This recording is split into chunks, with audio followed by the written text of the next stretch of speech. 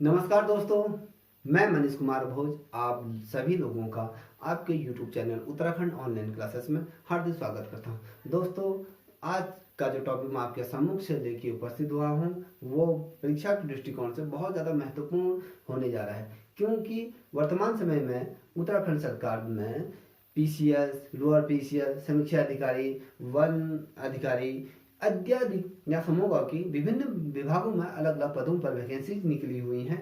इन्हीं परीक्षाओं को मद्देनजर रखते हुए आज मैं आपके सम्मुख से एक बहुत महत्वपूर्ण श्रृंखला लेकर उपस्थित हुआ हूं, जो परीक्षा के दृष्टिकोण से बहुत ज़्यादा महत्वपूर्ण, इससे कहीं ना कहीं क्वेश्चन बनते हैं, इसलिए ये श्रृंखला आपके लिए बहुत ज़्यादा महत्वपूर्ण है। दोस्तों, यदि आप लोगों को जितने भी प्रतियोगिता परीक्षाओं की जो वैकेंसी निकल रही है, यदि आप लोगों को ये करेक्ट करने हैं तो आप लोगों को ये वीडियो अवश्य देखनी चाहिए, क्योंकि ये बहुत ज़्यादा महत्वपूर्ण है। क्योंकि परीक्षा के दृष्टिकोण से उत्तराखंड में ये वाले क्वेश्चन अवश्य पूछे जाते हैं। आइए ज़्यादा समय व्यर्थ न करते हुए आज का टॉपिक की शुरुआत करते हैं। भारत की नदियों के बारे में बात करेंगे।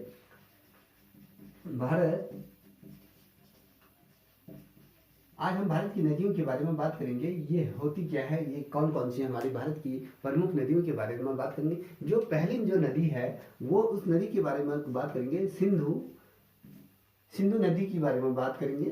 ठीक है, सिंधु नदी के बारे में बात करेंगे। और इसकी जो लंबाई है दोस्तों, इसकी लंबाई की यदि हम बात करें, सिंधु नदी की लंबाई की यदि हम बात करें, इसकी जो लंबाई है 2880 वर्ग किलोमीटर पर ये फैली हुई है। ठीक है, वर्ग किलोमीटर के दायरे में ये फैली हुई है। और यदि हम सिंधु नदी के उद्गम स्थल की बात करें तो इसका जो उद्गम होता है वो मानसरोवर झील के निकट से इसका उद्गम होता है। और ये एक प्राणदायी रूप में जानी जाती है, जिससे कि भारत की अमूनम, यदि हम बात करें, कृषि के रूप में इस जल का प्रयोग किया जाता है। और ये बहुत से क्षेत्र को ये सिंचित करते हुए आगे को बढ़ती है। और इसकी यदि हम सहायक नदियों के बारे में बात करें तो इसका सतलज जो तिब्बत से निकलती है, तिब्बत नौ, और ब्यास, और जो झेलम है, और रावी, सिंगार, और ये जो नदियां हैं, इसकी जो सहायक नदी है, गलगति के रूप में भी इसे जाना जाता है।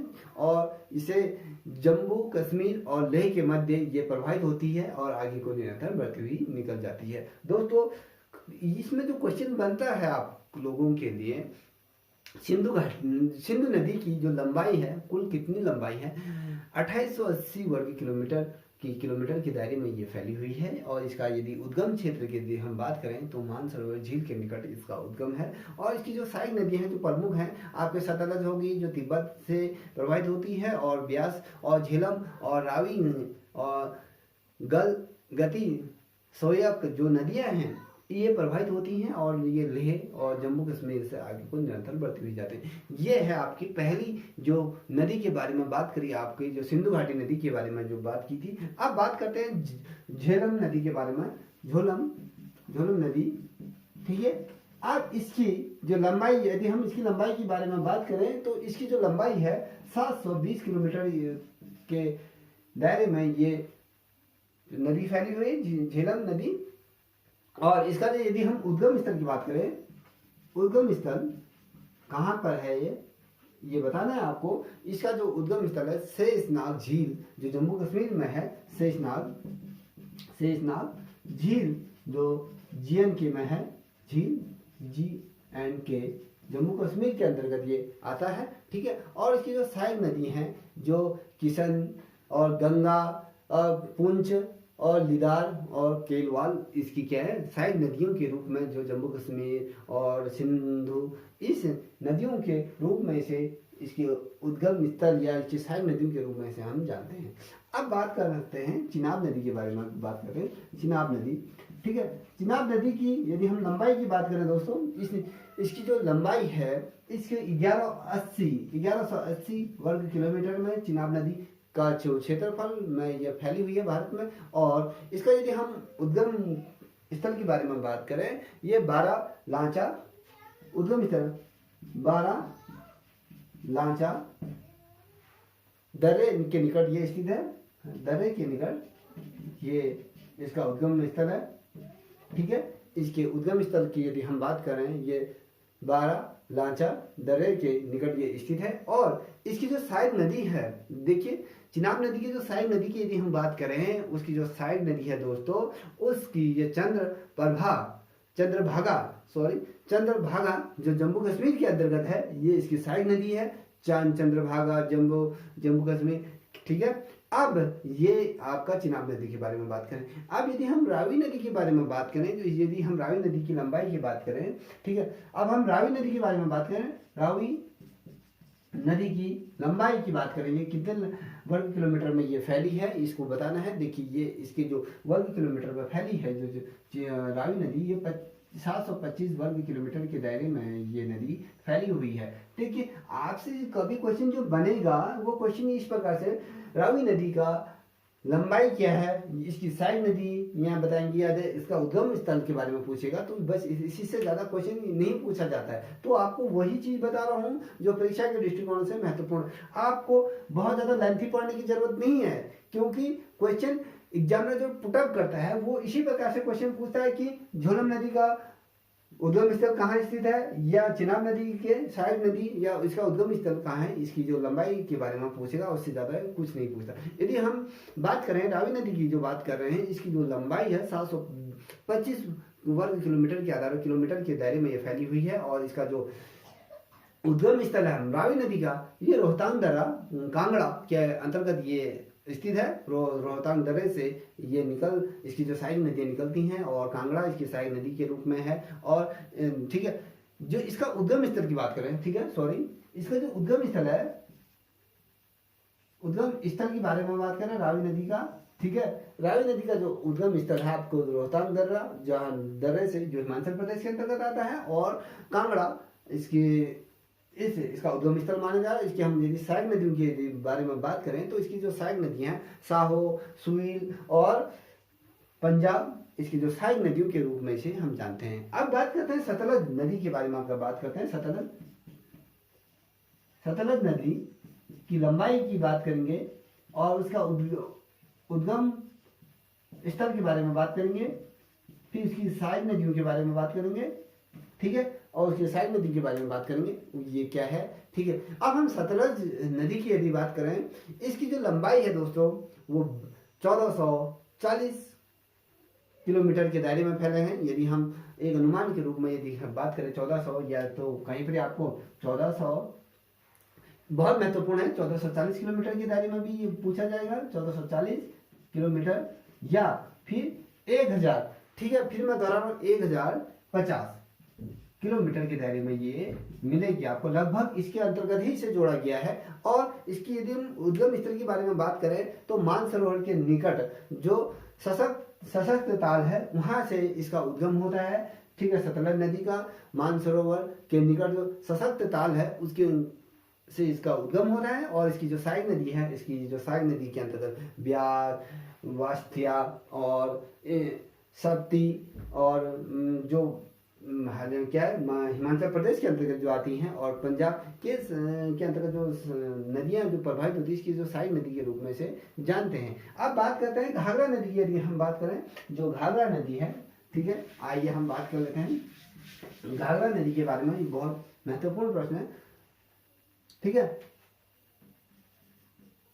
घाघरा नदी के बारे में बात कर रहे हैं दोस्तों, ये बहुत ज्यादा महत्वपूर्ण प्रश्न है, इससे पूछा जाएगा। अब घाघरा नदी की लंबाई के बारे में बात करें, तो इसकी जो लंबाई है 1080 किलोमीटर के दायरे में ये फैली हुई है। और इसका उद्गम स्थल के बारे में बात करेंगे, फिर इसके सहायक नदी के बारे में बात करेंगे, ठीक है। अब यदि हम इसके उद्गम स्थल की बात करें,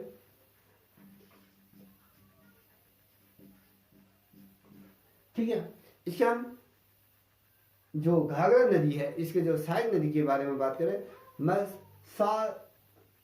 मत्स्यागुण जो नेपाल के अंतर्गत आता है, वहां से इसका उद्गम हुआ है। और इसकी जो सहायक नदी के बारे में बात कर रहे हैं, हिमनद, शारदा, करली, कुआना और राप्ती या चौकिया, ये इसकी क्या है, सहायक नदियां हैं। अब बात करते हैं ब्यास नदी के बारे में। बात करते हैं ब्यास नदी की जो लंबाई है आपकी, हम ब्यास नदी की यदि बारे में बात करेंगे, तो दोस्तों ब्यास नदी की जो लंबाई है वो 470 किलोमीटर वर्ग किलोमीटर में ये फैली है, किलोमीटर के दायरे में ये ब्यास नदी फैली है। और इसका जो उद्गम स्थल है ये रोहतांग दर्रे से हिमाचल, मध्य हिमाचल प्रदेश के अंतर्गत ये आता है। और ठीक है, यहाँ ये प्रभावित होती है। और यदि हम इसकी सहायक नदी के बारे में, तीर्थन, पार्वती, हुरला, इसकी सहायक नदियाँ, यही चीजें एग्जाम में पूछी जाती हैं। अब बात करते हैं कुछ जो भारत की जो सबसे लंबी नदी का जो दर्जा प्राप्त हुई है, गंगा नदी के बारे में बात करते हैं। ठीक है, गंगा नदी के बारे में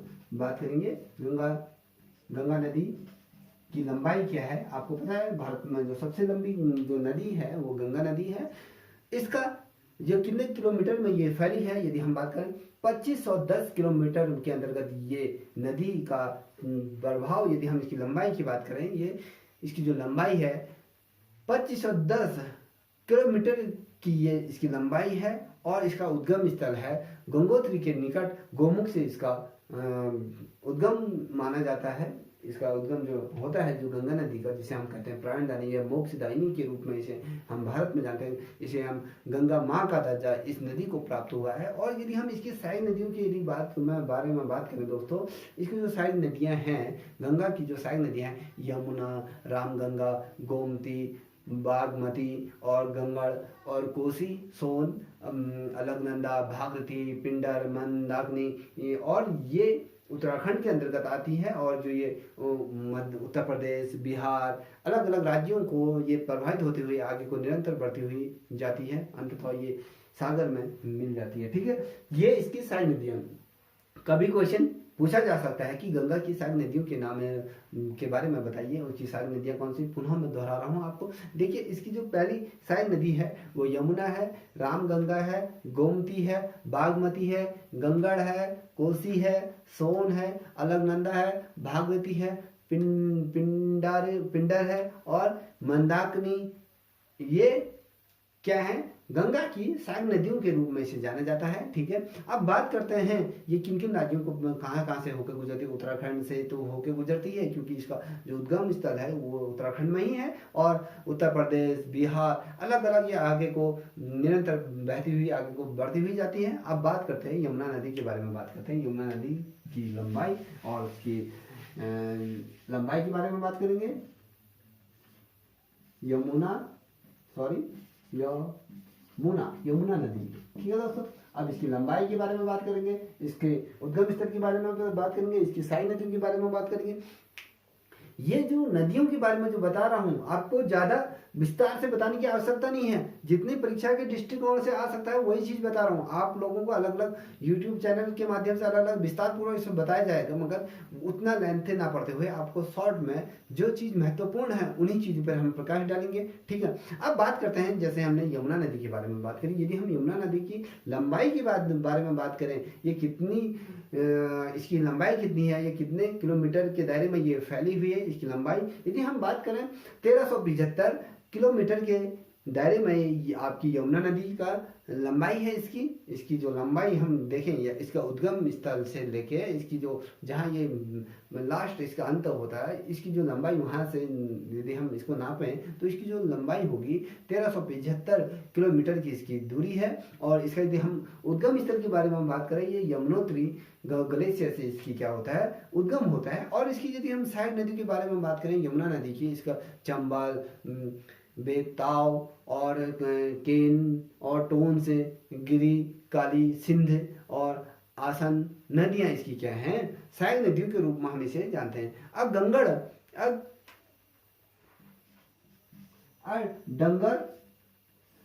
नदी के बारे में बात करेंगे। ठीक है, अब अगली जो नदी का जो है डंगर नदी के बारे में बात करेंगे। आपको इससे पूर्व ये नदी का नाम नहीं सुना होगा बहुत से लोगों ने। तो इस नदी की यदि हम इसकी जो लंबाई के यदि मैं बारे में बात करूं दोस्तों, इसकी जो लंबाई है 425 किलोमीटर के इसकी लंबाई है। और इसका जो उद्गम स्थल है, यदि हम इसके उद्गम के बारे में बात करें, जहाँ से इसका उद्गम हुआ है, ये नेपाल तिब्बत सीमा पर इसका मुस्तांग के निकट से इसका क्या हुआ है, इसका उद्गम हुआ है। कहाँ? नेपाल से, नेपाल तिब्बत सीमा पर ये मुक्तांग है की एक जगह है, वहाँ से ये आपके डंगर नदी का प्रभाव होता है, यहाँ से इसकी निकलती है। ये हम इसकी सहायक नदी के बारे में बात करें तो इसकी सहायक नदियाँ काली, गंगड़ और त्रिशूल, गंगा, इसकी क्या है सहायक नदियों के रूप में हम इसे जानते हैं। क्योंकि दोस्तों ये जो चीज़ें हैं परीक्षा के दृष्टिकोण से बहुत ज़्यादा महत्वपूर्ण है, ये चीज़ पूछी जाती है। दोस्तों अब बात करते हैं अगली नदी की, यदि हम बारे में बात करें तो अगली नदी का जो नाम है आपका रामगंगा नदी। ठीक है, नदियों के बारे में हम बात कर रहे हैं तो हमें पता होना चाहिए कि कौन सी नदी क्या है। देखिए हमने अभी तक बहुत सी नदियां कवर कर दी हैं, अब बात करते हैं राम गंगा नदी के बारे में बात कर रहे हैं। ठीक है, इसकी लंबाई, इसका उद्गम स्थल के बारे में बात करेंगे, फिर जाके इसके सहायक नदियों के बारे में बात करेंगे। सहायक नदियां कौन कौन सी हैं। देखिए यही चीजें क्वेश्चन आपके एग्जाम में पूछे जाते हैं, इससे ज़्यादा कोई ज़्यादा क्वेश्चन नहीं पूछे जाते हैं। देखिए आपसे ज़्यादा ज़्यादा क्या पूछ लेंगे, रामगंगा नदी कहाँ, इसकी लंबाई कितनी है, किलोमीटर की दायरे में फैली है, या फिर इसका उद्गम स्थल पूछ लेंगे, या फिर इसके सहायक नदी के बारे में पूछ लेंगे। इससे ज़्यादा कुछ नदियों के संबंध में नहीं पूछा जाता है। दोस्तों यदि हम बात करें जो रामगंगा जो नदी है उसकी लंबाई के बारे में बात करें, ये 690 किलोमीटर के दायरे में ये नदी फैली हुई है, 690 किलोमीटर के दायरे में फैली हुई है। और इसका उद्गम स्थल के बारे में बात करें, ये नैनीताल के निकट एवं क्या है, ये हिम नदियों से इसका उदय हुआ है। नैनीताल जनपद से, उत्तराखंड के नैनीताल जनपद से के निकट ये हिम नदियों से इसका प्रभाव हुआ है, पहाड़ियों से ये नदियाँ निकलती हैं, जिसे हम रामगंगा नदी के रूप में जानते हैं। और इसकी जो सहायक नदी है, इसकी जो सहायक नदी है खोन इसकी जो सहायक नदी है कोई बहुत ज़्यादा महत्वपूर्ण है। ये नैनीताल के निकट, ठीक है, नैनीताल के निकट एवं ऐसे लिखिएगा, ये नैनीताल के निकट हिम नदी से इसका उद्गम हुआ है। किसका, रामगंगा के बारे में बात करें, रामगंगा नदी का। ठीक है, और इसकी जो सहायक नदी है खोन, इसकी सहायक नदी है। देखिए अब बात करते हैं दूसरी नदी के बारे में बात करते हैं, तो दूसरी नदी है कोसी नदी। देखिए ये भी उत्तराखंड से संबंधित है, बहुत ज्यादा महत्वपूर्ण है। कोसी नदी की यदि हम लंबाई के बारे में बात करें, फिर उसके उद्गम स्थल के बारे में बात करेंगे। ठीक है, अब उसकी फिर सहायक नदी के बारे में बात करेंगे। ठीक है, अब जो हम बात कर रहे हैं कोसी की जो लंबाई के बारे में बात करें, इसकी जो लंबाई रहेगी 730 किलोमीटर इसकी लंबाई है। और इसकी जो उद्गम स्थल है ये नेपाल की जो सप्तकोशी है, नेपाल के कोशी से क्या है, इसका उदय होता है, जिसे गोसाई धाम भी कहा जाता है, गोसाई धाम के रूप में भी इसे हम जानते हैं, इसका उपनाम। ठीक है, यहां से आपकी कोसी नदी का उद्गम हुआ है। ठीक है, और नेपाल के निकट, ठीक है, नेपाल में जो सप्तकोशी की है, वहां से इसका उद्गम हुआ है, जिसे हम क्या कहते हैं, गोसाई धाम के रूप में भी जानते हैं। और यदि इसकी सहायक नदी की यदि हम बारे में बात करें दोस्तों, इसकी जो सहायक नदियां हैं, इसकी काली सिंध क्या है, इसकी सहायक नदी है। और जो इसका तामुर और कोसी, ये सारी क्या है, कोसी की सहायक नदियों के रूप में जानी जाती हैं। कोसी थाम्स इसकी क्या है, सहायक नदियां। अब बात करते हैं अगली नदी के बारे में बात करते हैं दोस्तों। अगली नदी आपको बहुत ज़्यादा महत्वपूर्ण है, ये भी परीक्षा के दृष्टिकोण से। चंबल नदी के बारे में बात करें, चंबल आपको पता होना चाहिए नदियों के बारे में, अच्छी तरह से आप ये वीडियो देखें, जिससे कि आप इस परीक्षा को कहीं ना कहीं क्रैक कर सकें। ठीक है, अब बात करते हैं दोस्तों, यदि हम बात कर रहे हैं क्या है, चंबल नदी की यदि हम बात करें, जो चंबल नदी की यदि हम बात करें, इसकी जो लंबाई है 960 किलोमीटर इसकी लंबाई है। और यदि हम उद्गम स्थल के बारे में बात करेंगे तो ये बहुत महत्वपूर्ण है। और इसके बाद सहायक नदियों के बारे में बात करेंगे। सहायक नदियाँ इसकी कौन कौन सी, चंबल की जो सहायक नदी है कौन कौन है, ये कहाँ से प्रभावित होती है। देखिए दोस्तों, यदि मैं बात करूँ चंबल के, ये मऊ के निकट जागपाव पहाड़ी से इसका क्या हुआ है, चंबल के निकट जागपाव के स्थान से इसका क्या है, पहाड़ी से इसका उद्गम होता है। और इसकी यदि हम सहायक नदी के बारे में बात करें दोस्तों, इसकी जो सहायक नदी हैं काली, सिंध और सप्ती और पार्वती, बनारस इत्यादि 21 की जो सहायक नदियों के रूप में से जाने जाते हैं। अब बात करेंगे हम, देखिए ये बहुत महत्वपूर्ण है। अब बेताब नदी के बारे में बात करेंगे, ठीक है, फिर इसकी लंबाई के बारे में बात करेंगे, फिर उद्गम स्थल की बारे में बात करेंगे, फिर सहायक नदी के बारे में बात करेंगे। देखिए दोस्तों, यदि हम बात कर रहे हैं बेताब नदी के बारे में बात करें तो इसकी जो लंबाई है टोटल, इसको उद्गम स्थल से जहां इसका अंत होता है वहां तक की यदि बात करें 480 किलोमीटर की इसकी क्या है, दूरी है, इसकी किलोमीटर के दायरे में फैली है। उद्गम स्थल इसके नेपाल, ये भोपाल के मध्य, जो भोपाल राज्य है उसके पास मध्य प्रदेश उबेला गंज है, एक स्थान है, उस जगह से इसका उद्गम होता है भोपाल के पास मध्य प्रदेश, और उबेला गंज के रूप में इसका उद्गम वहां से होता है, ठीक है।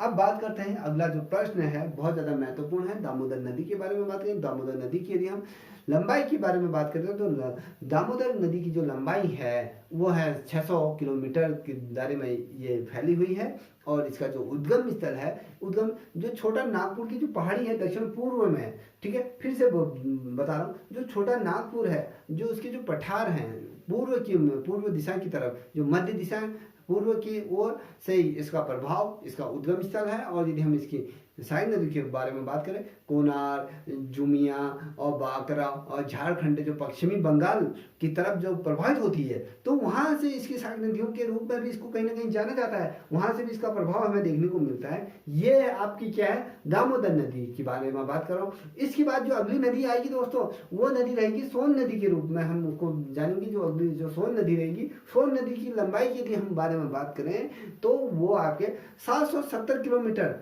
की इसकी लंबाई है। और इसका यदि हम उद्गम स्थल की बारे में बात करें तो ये अमरकोट, जो अमरकोट है उसकी पहाड़ियों से इसका क्या होता है, उद्गम होता है। अमरकोट की जो पहाड़ियां हैं वहां से इसका उद्गम होता है। और इसकी जो सहायक नदी के रूप में यदि हम जाने तो रिहिंद, कुंद और कुल्हिन इसके क्या है, सहायक नदियां हैं। और जो अगला जो प्रश्न आएगा, जो अगला जो नदी के रूप में जो महत्वपूर्ण है वो आपके ब्रह्मपुत्र, बहुत महत्वपूर्ण है, इससे क्वेश्चन बनते हैं। और ब्रह्मपुत्र जो है वो जो बहुत बड़ी नदी के रूप में जो जानी जाती है, ब्रह्मपुत्र बहुत लंबी नदी है। जैसे आपने गंगा नदी को देखा था, उसके पहले जो सबसे लंबी नदी का जो दर्जा प्राप्त है वो ब्रह्मपुत्र, जो 2880 किलोमीटर की ये रूप में ये जानी जाती है। बहुत लंबी नदी है ये भारत की। और उद्गम स्थल की यदि हम बाद में धनेश्वरी, कापली और सुनवा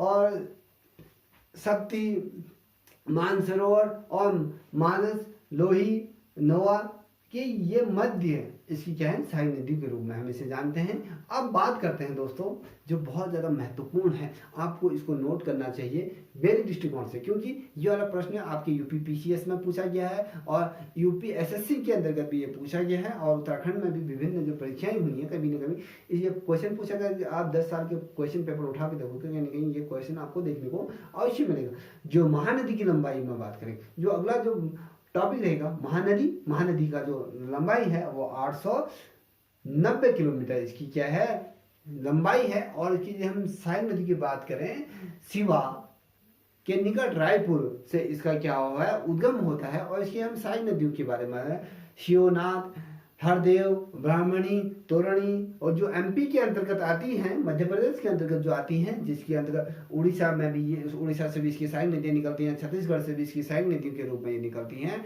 और जो इस कड़ी में जो अगली जो नदी आएगी वो नर्मदा नदी के रूप में हम जानेंगे। नर्मदा नदी के लंबाई के लिए हम बारे में बात करेंगे तो ये 1312 किलोमीटर की ये नर्मदा नदी है, ठीक है। उद्गम स्थल से लेके अंत जहाँ तक ये समाप्त होती है वहां तक की हम बारे में बात करेंगे। और यदि इसका उद्गम स्थल के बारे में बात करें, यह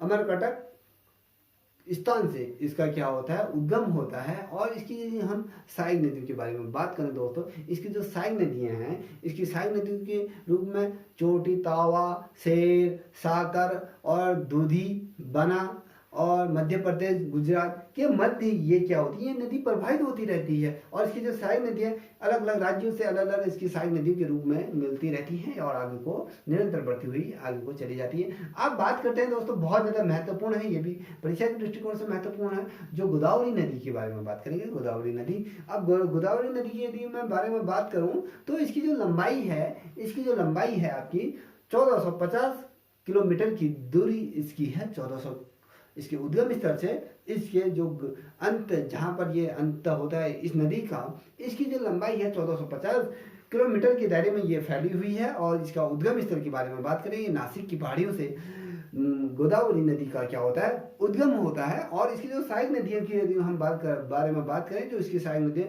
प्राणहिता, मेनगंगा, बाधा और तेलंगाना, इंद्रावती, मिंजरा और क्या है पुराना, और महाराष्ट्र, कर्नाटक और मध्य प्रदेश इत्यादि राज्यों से इसकी सहायक नदियाँ प्रवाहित होती हैं, इसमें जाके मिलती हैं गोदावरी नदी में।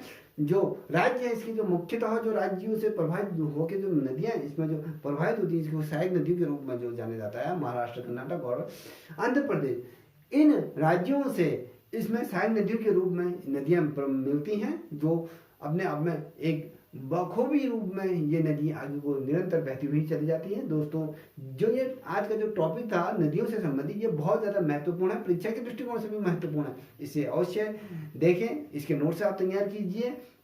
यदि आपको ये वीडियो पसंद आई है तो प्लीज़ इस वीडियो को लाइक, शेयर, कमेंट अवश्य करें। आज के लिए इतना ही, अगली वीडियो अगले टॉपिक पे लेके आऊँगा। तब तक के लिए जय हिंद, जय भारत।